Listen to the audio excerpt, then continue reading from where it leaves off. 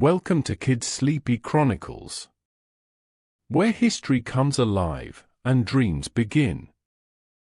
The moon was a silver coin in the velvety sky, and in a cozy room that smelled of warm blankets and clean sheets, a little boy named Leo was tucked into his bed. Leo was 8 years old, with a mind that was always whirring like a little clockwork bird, full of questions about stars, oceans, and times long, long ago. Tonight, as he watched the shadows of tree branches dance on his ceiling, he wondered about a place his teacher had mentioned, ancient Greece. He imagined tall white columns and quiet, wise people in flowing robes. As his eyelids grew heavy, the moonlight seemed to pool on his floor, shimmering like a pathway made of liquid silver. Leo felt a gentle tug, not on his body, but on his curiosity. He slipped out of bed, his feet finding the cool, moonlit path. With each step, the room melted away, and the air grew warm and sweet with the scent of olive trees and salt from the sea. When the light faded, he found himself standing on a sun-drenched hillside. Below him sprawled a city of breathtaking beauty. Buildings of pale stone gleamed under a brilliant blue sky. He saw open squares bustling with people, and high above, on a rocky hill, stood magnificent temples, their columns reaching for the clouds. He was in Athens, the heart of ancient Greece, and he was dressed in a simple, comfortable tunic. Act 1: The City of Wonder. Leo walked down the hill, his heart beating with quiet excitement. The path led him through an olive grove, where the leaves whispered secrets in the breeze. He entered the city through a wide gate, and the world came alive in a calm, orderly way. People in linen robes walked along stone-paved streets. He heard the soft clink of a blacksmith's hammer, the murmur of conversation, and in the distance, the rhythmic crash of waves from the nearby sea. Everyone seemed to be going somewhere with purpose. He followed a stream of people towards a large, open space called the Agora. It was the city's marketplace and meeting place. Under the shade of a colonnade, a man was speaking to a small, attentive crowd.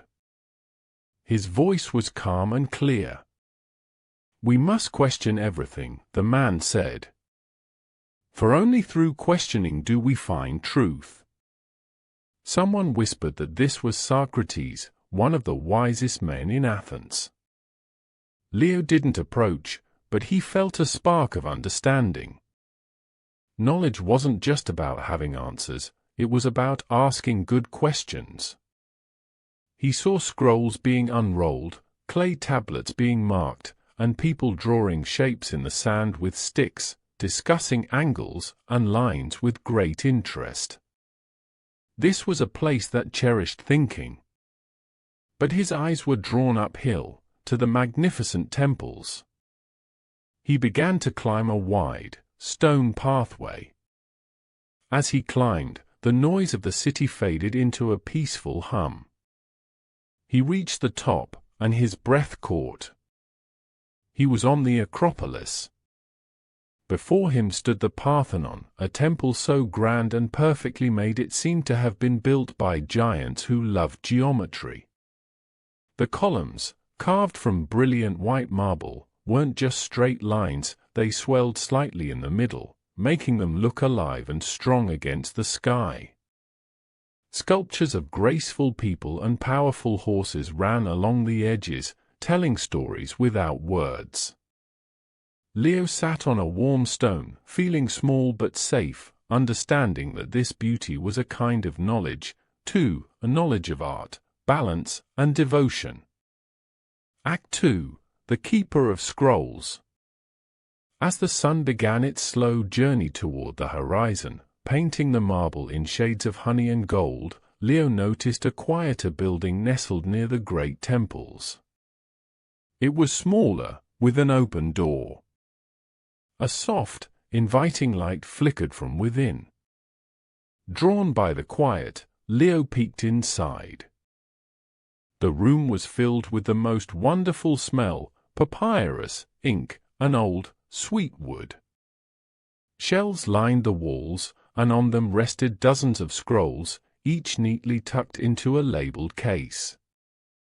At a wooden table sat an old man with a kind face and a beard as white as the marble outside. He was carefully copying symbols from a worn scroll onto a fresh sheet of papyrus. He looked up and smiled, his eyes crinkling at the corners. He didn't seem surprised to see Leo. "Welcome, young traveler," the old man said in a voice like rustling pages. "I am a scribe. My task is preservation." "Preservation?" Leo asked softly, stepping closer. "Yes," the scribe said, dipping his reed pen into a pot of ink. "It means to keep things safe, so they are not lost.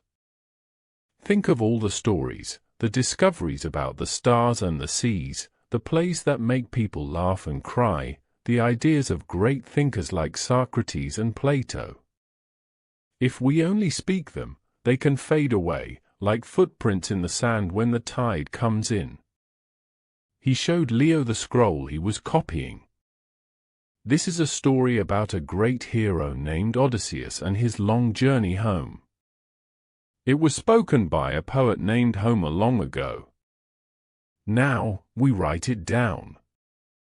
And when this scroll grows old and fragile," he said, gently touching the edge of the papyrus, "someone will copy it again. And again. Through writing, knowledge can travel across the sea and through time. It can whisper from the past to someone like you, in the far future." Leo watched, mesmerized, as the scribe's steady hand formed the elegant Greek letters. He understood now. The temples preserved beauty and faith. The philosophers preserved ideas. But this quiet room, and the scribe's patient work, preserved the very memory of a civilization. It was a gentle, endless relay race, passing the torch of stories and facts from one hand to the next, through centuries. The scribe gave Leo a small piece of papyrus with a single word written on it, Sophia. "It means wisdom," the scribe whispered. "And wisdom is the most precious thing we can preserve." Act 3, The Pathway Home. The light in the scroll room grew dimmer and warmer.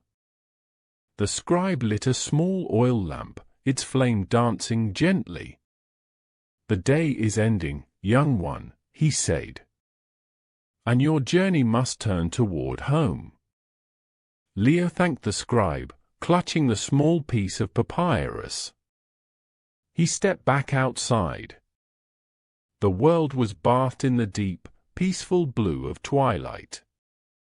The white marble of the Parthenon now glowed with a soft, inner light, as if holding the day's sun within it. The stars were beginning to prick through the darkening sky, the same stars the Greek astronomers would study and name. He walked back down the path from the Acropolis. The agora was quiet now, the debates and markets finished for the day. He passed the olive grove, where the whispering had settled into a sleepy sigh. The warm, salty air wrapped around him like a blanket. He thought of the beautiful columns, the wise questions, and the scribe's careful hand, ensuring that the wonderful story of this place would never be forgotten. The moonlight gathered before him again, forming the same silvery pathway. With one last look at the sleeping city under its blanket of stars, Leo stepped onto the light. The scent of olives faded, replaced by the familiar smell of his own room. The warmth of the Grecian sun softened into the cozy warmth of his bedcovers. He found himself snuggled deep into his pillow, the piece of papyrus now a feeling, a memory, resting softly in his mind. The adventures of the day, the magnificent sights, the profound ideas, the sacred task of preserving knowledge, all melted together into a feeling of deep, quiet peace. He had traveled so far and learned so much, all without leaving his bed. Outside his window, the moon shone down, a gentle keeper of the night. Leo's eyes slowly closed. He could almost hear, in the rustle of his sheets, the quiet scratch of a scribe's pen, faithfully copying stories for the children of tomorrow.